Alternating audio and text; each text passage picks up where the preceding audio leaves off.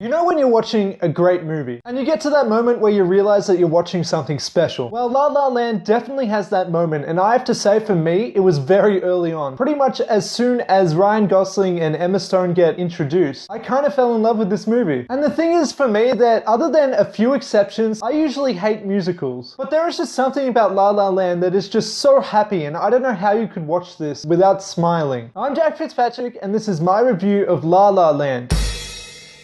Easily one of my favorite elements to this movie, and probably the most noticeable thing, is how stylishly the entire thing is shot. It has much use of some fun camera play, it has lots of long takes and stuff like that, but it also takes a more standout approach to the more technical things, such as the lighting and framing of everything. Things that you might not notice in lesser films. La La Land simply looks artistic. It's a beautiful film. Speaking of those long takes, they are used heavily throughout the musical and dance sequences. And this approach makes these scenes come off as much more natural and even more impressive because, at least seemingly so, they're all done in one take. And this makes it feel like, even though it's a pre-recorded kind of thing, they could screw up at any moment. It brings this certain sense of intensity to it. I have no doubt in my mind that the people behind this film are highly talented. Speaking of the talent, I'm no expert in this at all. In fact, I don't particularly like dancing, but even for a guy like me, the dancing in La La Land is definitely something to appreciate. There was this one particular scene that I loved where the protagonists are tap dancing in the moonlight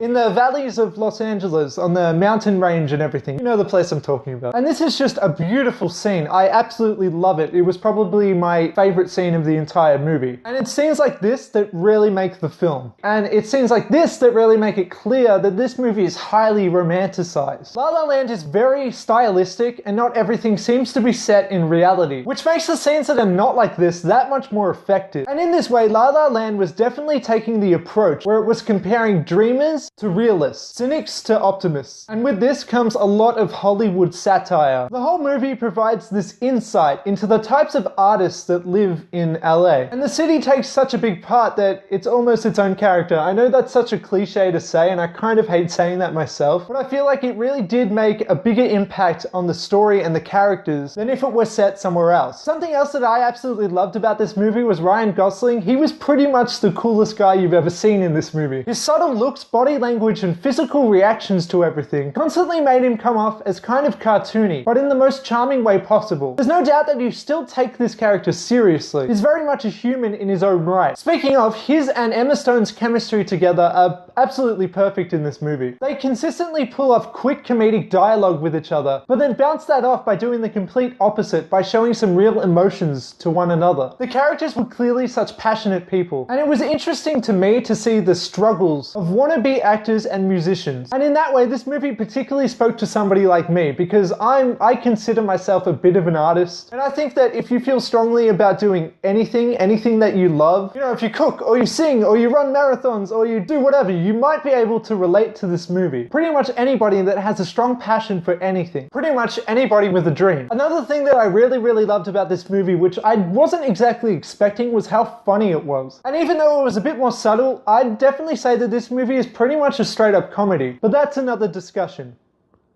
Whoops. Pretty much the only flaw that I would give this movie is that by the end I did start to feel the length just a little bit. But that's like pretty much the only flaw that I can think of at all. In the end, La La Land pretty much felt like a perfect movie. It all fit together. Each scene seemed to start and end with a knowing intent. Nothing seemed to be wasted in this ambitious tale of music and romance. In a weird way, the whole thing overall felt kind of symmetrical. Like everything was right where it was supposed to be. There was this use of a certain song which was like the theme throughout the entire movie, which by the end began to have so much more meaning than it did at the start. Because we see these characters in different situations and different parts of life. We hear that same song. La La Land was a very fun film. It had this strong sense of idealized innocence to it, which was constantly countered by a mature and realistic take on drama and cynicism. La La Land is a balancing act of beauty, humor, and heart that ultimately results in perfection. I really loved this movie, and I was not expecting this, but I would rate La La Land a 10 out of 10. So let me know what you thought about the movie, let me know what you think about musicals. Other than that, like, comment, share, subscribe, blah blah blah, and yeah.